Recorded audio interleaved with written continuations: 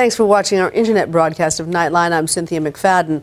So, how much does the Pentagon know about video games? Well, when it came to a recent appearance before Congress, apparently not enough. Here's ABC's Jake Tapper. Crusade. It's going to take a while. Imagine a terrorist video game. Picture in your mind if terrorists took an American game called Battlefield 2 and twisted it into an anti-American game, posted it on insurgent websites to attract new young terrorists, get them emotionally involved, and condition them to kill U.S. soldiers. That's what the Pentagon said happened when they came before the House Intelligence Committee last month to talk about the various ways terrorists are using the internet, including this game, for propaganda and recruitment. Nowhere is this more evident than in the computer games that they're using as they target the youth. This is made by an American company, but they've created a new trailer and a plug-in, which if you register and send them $25, you can play it. Then they played that riveting clip we showed you. You can see how they use humor to first evoke an emotion and then to evoke a response, and to direct that response in the direction that they want. The story, from a rare open-door hearing of the House Intelligence Committee, almost immediately caught our eye. Terrorists twisting an American-made video game into a jihadist recruiting tool? Unbelievable. Any video game that comes out, as soon as the code is released, they will modify it and change the game for their needs. Congressman heralded the $7 million going to the Pentagon and private contractor Science Applications International for this project, to monitor insurgent websites and make sure the military is aware of how this information can be used against the U.S. Just one problem with the testimony. It's just plain inaccurate. Independent experts on computer games, such as Ian Bogost of Georgia Tech, dispute it.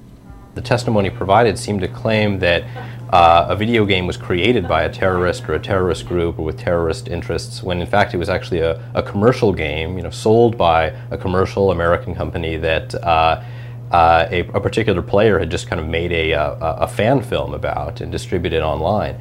According to the game's creators, video game giant Electronic Arts in Redwood City, California, Battlefield 2 wasn't altered to have Arabs killing U.S. soldiers. As is common with many video games, Battlefield 2 players can choose to be in any number of armies, including an Arab one called the Middle East Coalition.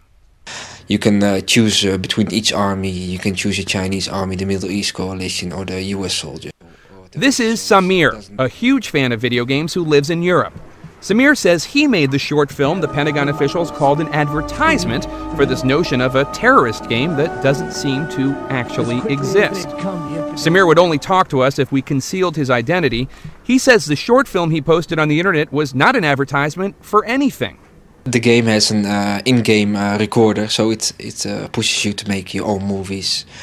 It can be funny, showing skills of gaming, editing, or whatsoever. So I had collected a lot of scenes for myself, and I didn't even know what to do with it until I one day saw a movie called Team America, World Police. Team America, World Police. That's a 2004 movie made by Trey Parker and Matt Stone, the creators of the South Park TV show.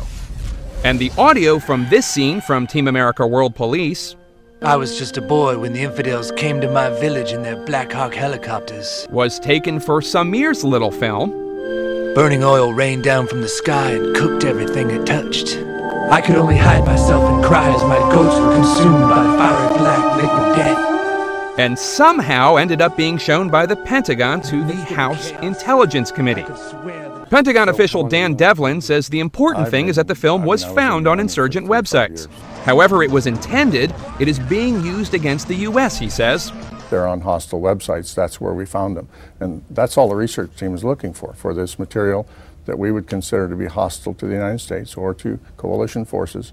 But don't you think that's misleading to say these games are set to psychologically condition you to go kill coalition forces and calling that film an advertisement? I don't believe there was any intent by the briefing team to mislead anybody about that. Well, but incorrect information was given. I mean, it's not an advertisement. I would disagree with that. But independent video game experts maintain that incorrect information was given to the House Intelligence Committee by people whose job it is to be experts on the way terrorists are using the internet. It's what taxpayers are paying millions of dollars for. Experts. It's what members of Congress depend on them to be. I know their job is to search the net and look for possible threats. But to see my movie as a threat, even 10-year-old kids could have done some Google search and could have found where the movie came from and what it was intended to. So I think they made a mistake. You mentioned that a U.S. company is manufacturing the video game that directs the people playing the video game to go kill coalition forces. You held back the name of that American company. What's the name of it? I want to make sure that we're clear that someone else developed a follow-on that allowed you to become an insurgent and kill U.S. forces, and you have to send in $25 and register with that organization in order to get that add-on. A spokesman for Electronic Arts, the video game manufacturer that makes Battlefield 2, tells ABC News that all the visuals in Samir's film are from their game, not from any fictional computer program that changed their game into a terrorist version. What's deeply troubling is that the folks that they've hired, they don't seem to know the first thing about video games. They don't seem to understand the difference between a film of an actual commercial video game and a video game that might have been created by an opposing group. Devlin insists the important thing for lawmakers and citizens to know is that the enemy is using the internet against the U.S. The research team looks at material that's hostile to the United States and to U.S. forces and coalition forces and reports that. That's the importance, I think, of what the hearing was about. We should be deeply bothered by this. We should really be questioning the kind of advice that Congress is getting. This is Jake Tapper for Nightline in Washington. Our thanks to Jake Tapper. And that's today's Internet edition of Nightline. Thank you for downloading us. I'm Cynthia McFadden. For Morton Bashir, Terry Moran, and all of us at ABC News, all the best for the rest of your day.